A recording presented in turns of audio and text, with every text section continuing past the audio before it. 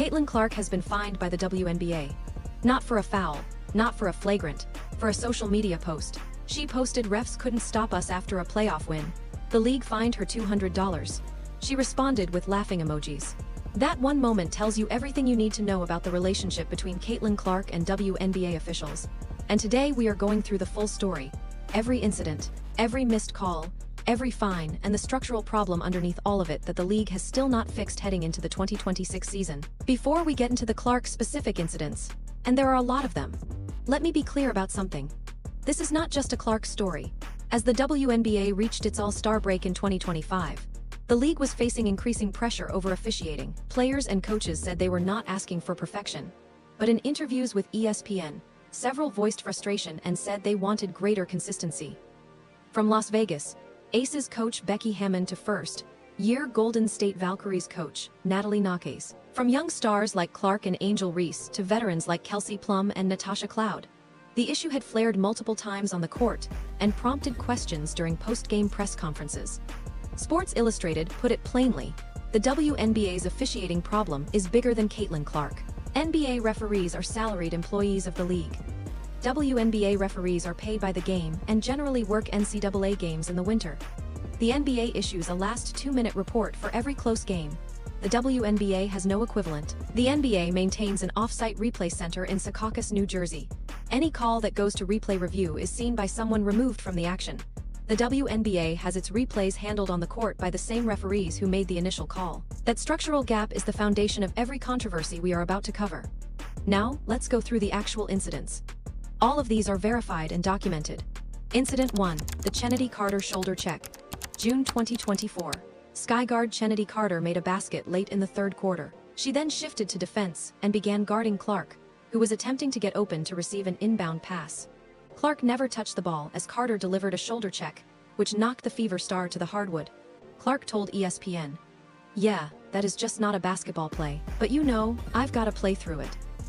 The next day, the WNBA determined that Carter's foul was a flagrant -1 violation after reviewing the play, meaning the refs missed it in real time.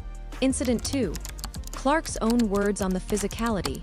Clark addressed the level of physicality she faced in May 2024, saying, "I think everybody is physical with me. They get away with things that probably other people don't get away with." That is a player telling you, directly, that she believes the calls are inconsistent. Not a fan, not an analyst. Clark herself. Incident 3, the Fever, Sunday Brawl, June 2025. In June 2025, the Indiana Fever's game at the Connecticut Sunday finished with 5 technicals, 3 players ejected, 2 flagrant fouls, and 1 huge mess. More than 24 hours later, individual fouls were being endlessly clipped, remixed, and scrutinized. Award-winning columnist Christine Brennan said the WNBA failed to meet the moment when Marina Mabrey shoved Clark. She wrote on X, "The WNBA continues to fail to meet the moment. Terrible decision to allow Marina Mabrey to stay in the game. People are watching as never before, and this is what they see." During a July 2025 WNBA game against the Connecticut Sunday, Clark had to be held back by a Fever assistant coach after getting into it with a referee in the third quarter. Earlier in that same game, she threatened to call the league office over a disputed ball possession. Incident 4, the $200 fine. The WNBA fined Clark $200 after she posted, "Refs couldn't stop us" on social media in September 2025. She responded to the fine with laughing emojis $200. For a social media post from a player whose salary at the time was $78,000 a year, the league fined her roughly 0.26% of her annual salary for saying referees could not stop her team. And she laughed at it publicly.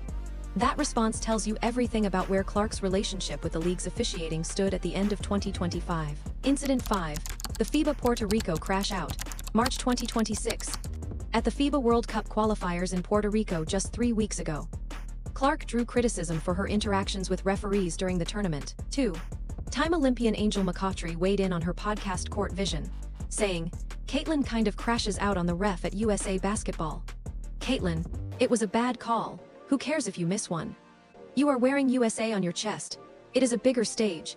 The whole world is watching." Kind of be like, "Okay." Give a little shrug, and be like, "I am gonna get this next one." This one is interesting because it is not a Clark fan defending her. It is a respected former player saying Clark needs to manage her relationship with officials better, even when the calls are wrong. So what has the WNBA actually done about any of this? WNBA Commissioner Kathy Engelbert addressed the officiating controversy directly, saying, "As we go forward on the officiating, we hear the concerns, we take that employee input, every play is reviewed. We spend hours and hours and hours. Obviously, we use that then to follow up with officials training. Consistency is important." The league also noted that accountability for referees includes grading of decisions by an independent review team. Those who do not officiate consistently are not considered for extra income opportunities through playoff or other assignments. The league also has a process in which referees could go on probation or get demoted for misapplication. That sounds reasonable on paper. But here is the problem. The WNBA still does not publish a last 2-minute report. There is still no off-site replay center.